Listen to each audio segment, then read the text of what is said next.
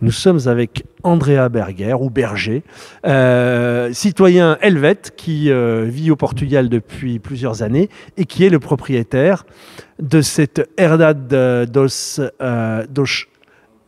Alfanges, qui produit de l'huile d'olive, qui comprend 250 moutons et qui fait aussi des maisons d'hôtes. Andrea, expliquez-nous un petit peu cette aventure. D'où vous venez? Comment ça s'est passé?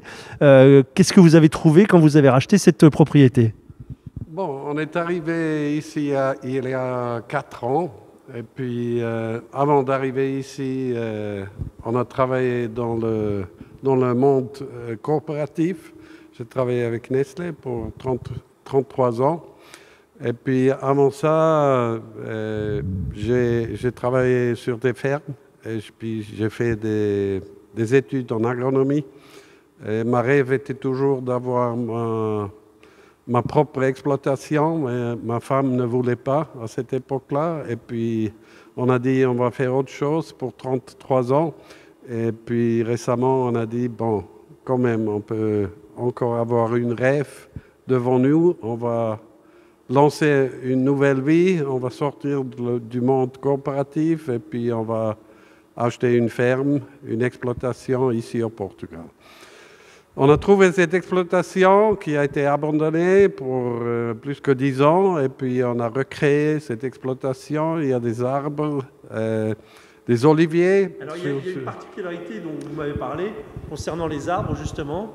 Non seulement ce sont de très vieilles espèces d'olives, mais en plus c'est dans la plantation que c'est différent ou que c'est resté en l'état. Expliquez-nous un petit peu ce qu'il en est. Oui, en tout cas c'est resté dans un état qui paraît l'état du Moyen-Âge. Ça veut dire il y a des chênes de liège, il y a des chênes verts, et puis il y a des anciens oliviers qui ont entre 300 et 1000 ans.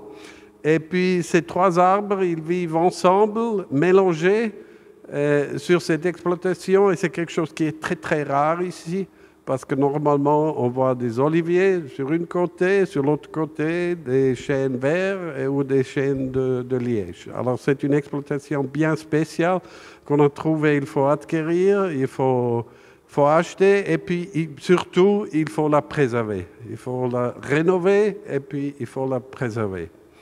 Et est-ce que c'est grâce à ça que votre huile est si pure et de si grande qualité? Bon, c'est évident. Si on a, c'est évident si on a des arbres qui ont 1000 ans, ils savent beaucoup mieux de produire un bon huile d'olive qu'un arbre qui a juste 5 ou 10 ans.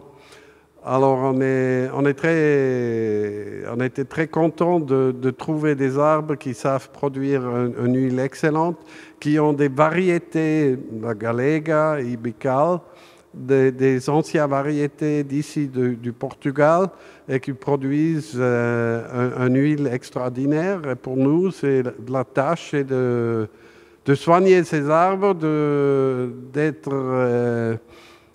comment est-ce qu'on dit?